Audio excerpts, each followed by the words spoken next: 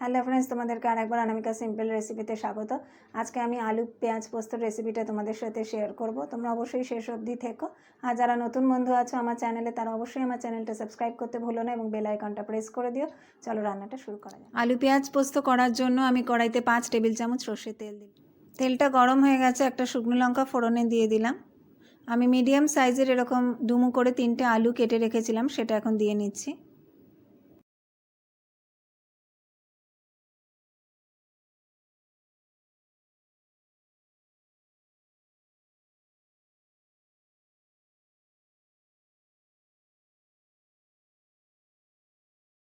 আলুটাকে হালকা ভেজে নিচ্ছি। আলুটা হালকা ভাজা হয়ে গেছে। এবারে আমি চারপাশে আলুটা সরিয়ে মাঝখানটা একটু ফাঁকা করে নিয়েছি। ওখানে আমি 1 টেবিল স্পুন রসুন গ্রেট করে রেখেছিলাম, সেটা দিয়ে নিচ্ছি। এখানে আমি 6টা বড় সাইজের পেঁয়াজ এরকম পাতলা করে লম্বা করে কেটে রেখেছি।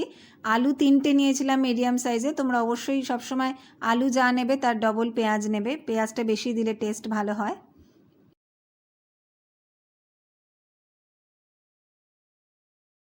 রসুনটা আমার ফ্রাই করা হয়ে গেছে, এবারে আমি পেঁয়াজটা দিয়ে নিচ্ছি।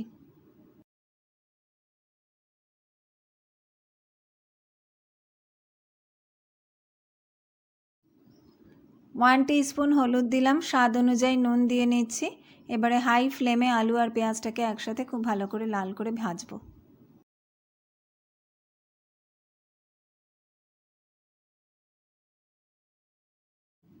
একটা টমেটো কেটে রেখেছিলাম, সেটা এখন দিয়ে নিচ্ছি।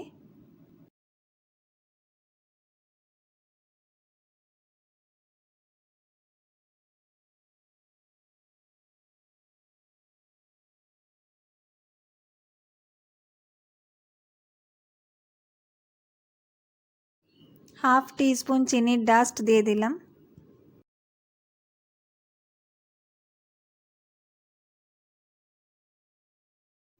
গ্যাসের ফ্লেমটা মিডিয়াম করে দিয়ে আমি 1 টিস্পুন কাশ্মীরি লাল দিয়ে নিচ্ছি।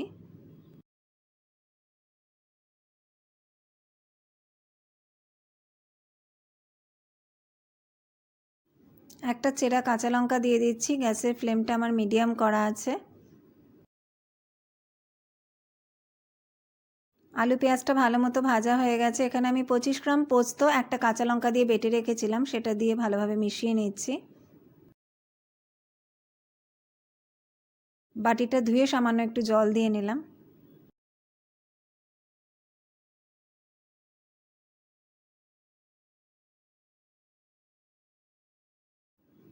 এবারে আমি 1 কাপ গরম জল দিয়ে দিচ্ছি।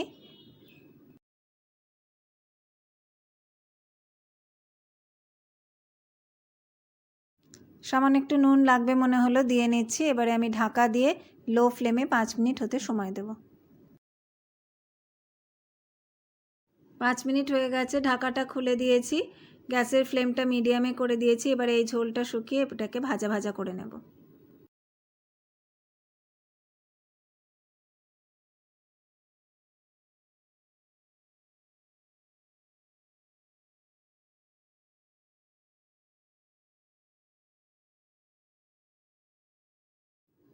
রান্নাটা কমপ্লিট হয়ে গেছে, এবার এটাকে আমি সার্ভ করে দেবো।